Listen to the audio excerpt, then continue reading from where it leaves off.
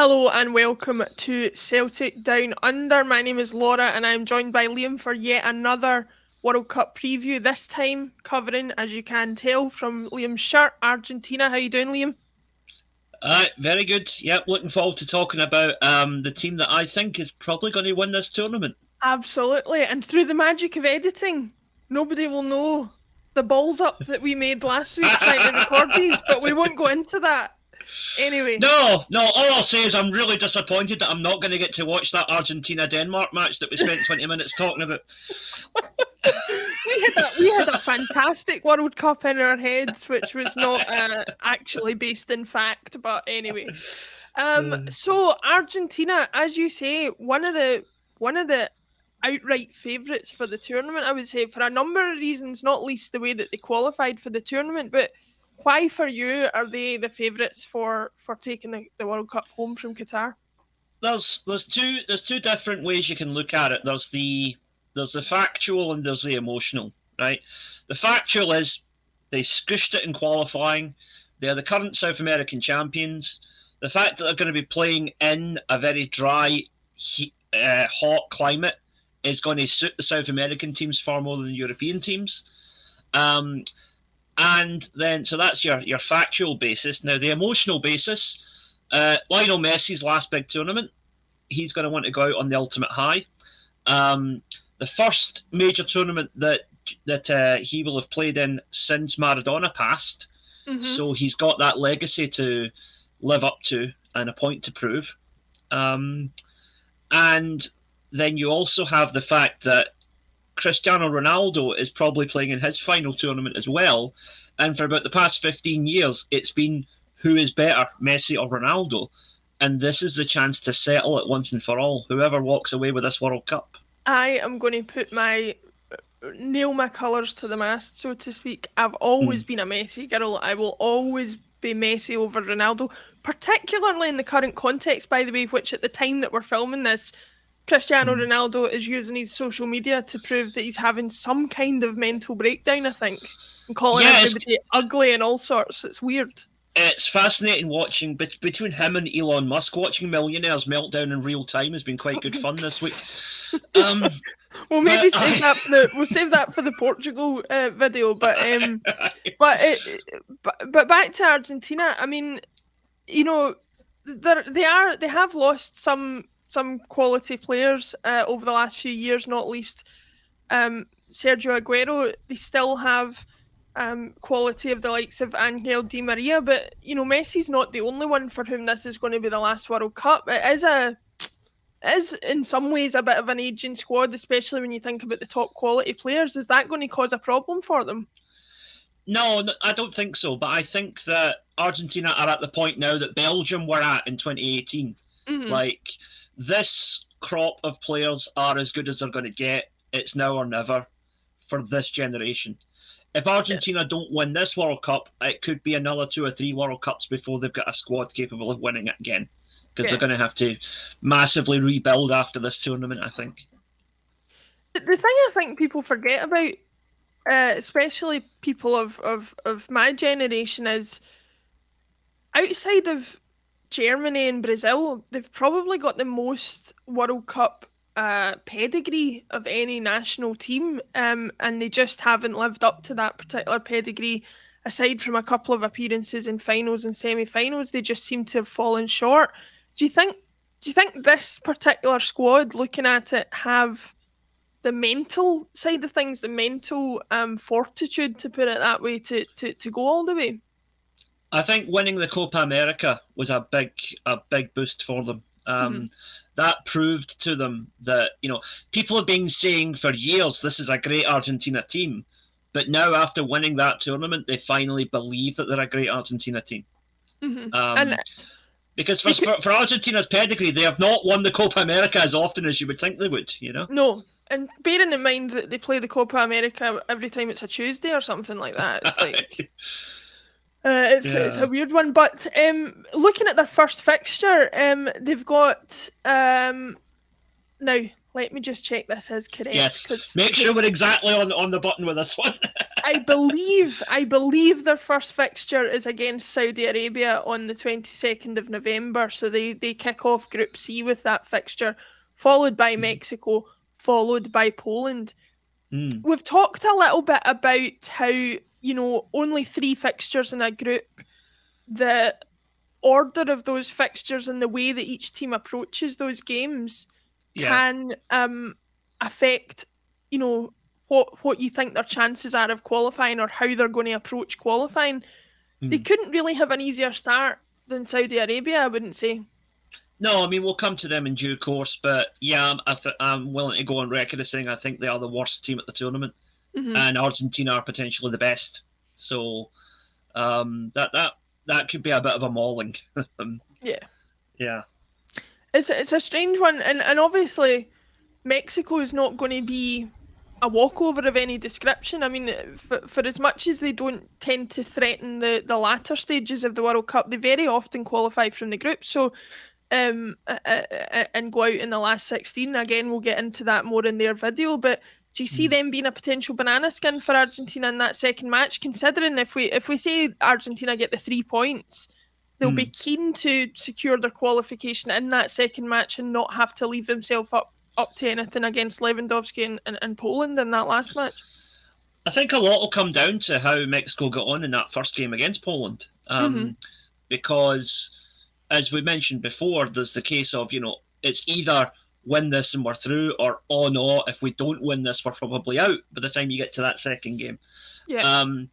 And I think that just at the moment, as things stand, I think Mexico are the second best team in the group behind Argentina. Mm-hmm.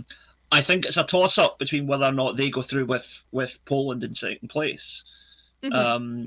But I think Argentina are the standout, and I could comfortably see them winning all 3 games. But Mexico will give them the hardest challenge of the 3, I think.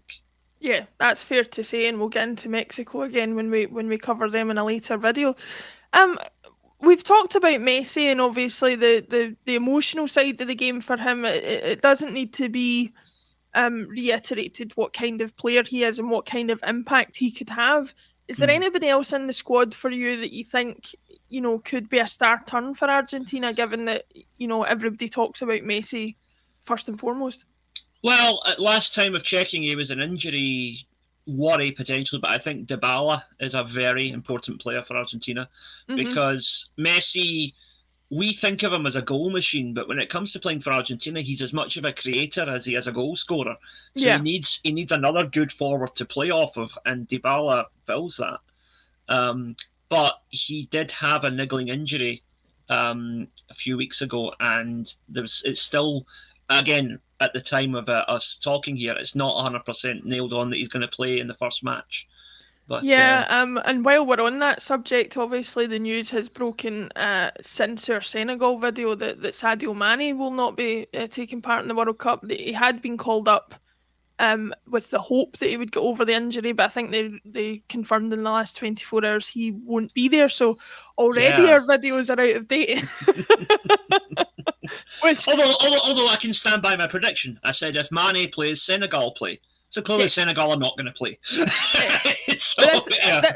these are the hurdles we are now reaching. As at the time of recording, we are only a matter of days away from the World Cup starting, and the situations are changing. Obviously, heartbreaking for players considered. And Nkunku for France is another one, who got to the camp and got to the World Cup and then got injured. So unfortunate for him. But a Yeah. few final words about Argentina before we move on to other teams.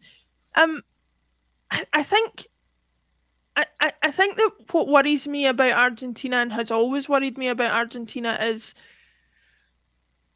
they they just have a little bit of, we saw it in their appearances at the World Cup final, that massive chance missed by Higuain. He'll obviously not be there.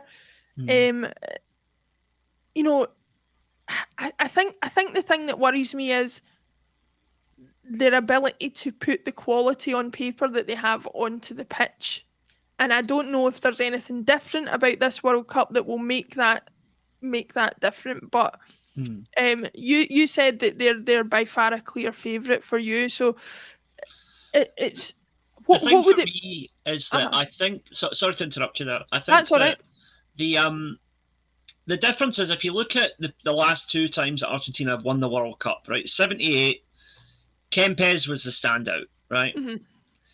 86, Maradona was even more of a standout, basically won that tournament almost single handedly for them, right? Yep. But, and then in 20, was it 2010 or 2014? Was it the 2014 it was, sorry, Yep. 2014, where they lost in the final. I think a lot of the problem there was that they were depending on Messi to do what Kempes and Maradona had done before and be the guy who does it all by himself. Hmm. But Messi is not that type of player.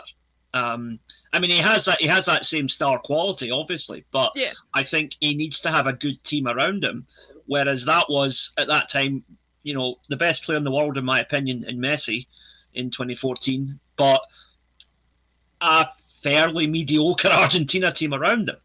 Whereas now you've got a very good Argentina team, and you've got Messi, who, yeah, probably past his prime, but still one of the most lethal finishers in the game, still one of the most naturally gifted players on the pitch. And I think the difference is if Argentina win this World Cup, it's going to go down as the Argentina World Cup. It's not going to go down as the Maradona World Cup or the Kempes World Cup or the Messi World Cup. It will be Argentina as a unit doing it, and I think Yeah, that's the big difference. and I think that's the key. Like obviously, not being around for or being very young for those previous Argentina fixtures, I never really had a chance to know who the other players were. But like you say, most football fans of this day and age can only name Kempes, can only name Maradona from those teams. Like you say, Messi will be first and foremost on people's lips, but they will mention Di Maria, Laturo Martinez, players of that ilk, Yeah. Dybala, like you said, if he's there. They'll mention those players in that same breath. And listen, I'm going to put all my cards on the table here. If you asked me if because I'm not particularly invested in any team beyond the sweepstake Yeah. that I have running, but my sweepstake is Croatia and Ecuador, so I don't think I'm winning much out of that. But if you asked me if there's one team in the tournament that I want to win the tournament, it's Mm. Argentina for me for the Messi factor because I just think there are far too many, and I don't agree with this, by the way. For me, he can be the best player who's ever played the game without winning the World Cup because I Oh yeah. don't think the World Cup is a factor in that. However, it would shut all those people up if he did.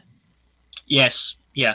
And I think as much as Ronaldo is an outstanding talent, I think Messi's on a different level. I always have. Mm. And I think that, like you say, winning the World Cup now at the stage they are both at in their careers would just finally cement that and put that argument to bed once and for all. Um, Yeah, and I also, think I think Messi is Ronaldo. just such a likable and humble character as well, you know? Yeah, I think Ronaldo for me, ignoring his recent actions, shall we say, anybody who Yeah. goes to Piers Morgan to pour their heart out is not somebody I want to go for a pint with. Let's put it that way. Um, but Messi is he's a testament. He's a testament to natural talent combined with hard work. Whereas to give Cristiano Ronaldo his credit, he is a testament to what you can make of the talent you have with sheer determination. Because I think Cristiano Ronaldo has put in a power of work to keep up with Messi and push Messi. Yeah. But on a Yeah. natural talent level, there's no contest. It's a bit like the Pele Maradona argument. You know, Mhm.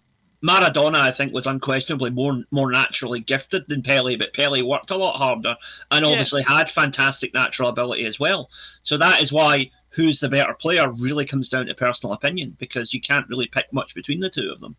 yeah, Um, and I think it's the same. But the difference is, like you say, although Ronaldo is, he has the physique and the fitness of a player 15 years younger than he is at the moment, right? There are Premier League players in their 20s who are nowhere near as fit as Ronaldo is at 37, right? Yeah, yeah. But Messi has, not quite on the same level, but he has that work ethic as well as the ability, and I think that deserves to be recognised. Absolutely. Apologies to anybody watching this who thought we were above making this a messy loving, but given the fact that it's going to be potentially, most probably, his last World Cup, and given that Liam and I grew up in the generation where Messi was our guy, he Yeah. was our Maradona, he was our Pele, he was our Eusebio, whoever you want to put it. I don't think it's beyond reasonable for us to celebrate the guy in the run up to the World Cup, regardless of what happens with these next 3 matches and beyond, hopefully. And more generally, I've just always liked Argentina. Yeah. 86 World Cup. I was too young to actually watch it live, but I used to watch video of that all the time when I was a wee boy. England Argentina from 1998 is one of the all-time classic football matches that really had everything in it. To give them their due, England were magnificent that night as well as Argentina. It was a really, really good back and forth, thoroughly entertaining and thoroughly amusing game as well.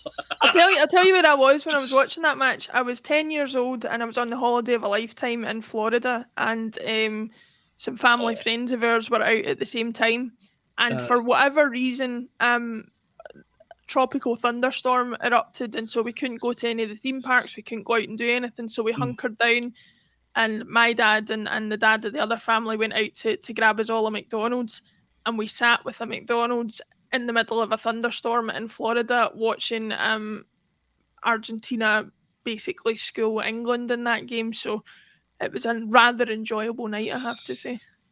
I watched it at home with my dad. I would let's see, 98. I would have been 14 at the time, and we were he let me have a couple of beers because it was the World Cup. Nice one. Not endorsing underage drinking in any way, but and I remember it like, the thing is, my dad has got this almost sixth sense for calling the way football games are going to go.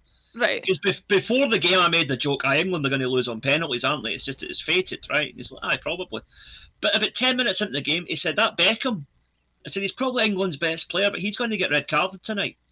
I said, he says, he's constantly snapping at the referee, he's constantly back-chatting, he's going to lose the plot. And sure enough, he did. And, yeah. And it's like I've said about various other teams, not least Uruguay, who we're going to cover at some point in these upcoming videos. But Argentina have a level of shithousery that is unmatched, especially with Diego Simeone in the midfield. And you hope that the current team have that bit of bite about them as well going into this tournament. I really do hope they play England at some point in the tournament, because the shithouse is going to kick up another level. And I also think they have the natural talent to absolutely rip England a new one. Yeah. Here's hoping. It would be a Christmas miracle if it happened, but we shall can see. but hope. Liam, thank you for joining me for this one. We have plenty of teams to cover, so we will crack on with that. Argentina, probably, definitely your pick for the World Cup. Definitely in my top couple, but my preferred choice for the World Cup. So fingers crossed they can do it, and we will see you all for the next one. Please tune in for the next video, by the way. It is Saudi Arabia, but I promise we'll make it enjoyable. We'll do our best. Catch you later, Liam. See you then.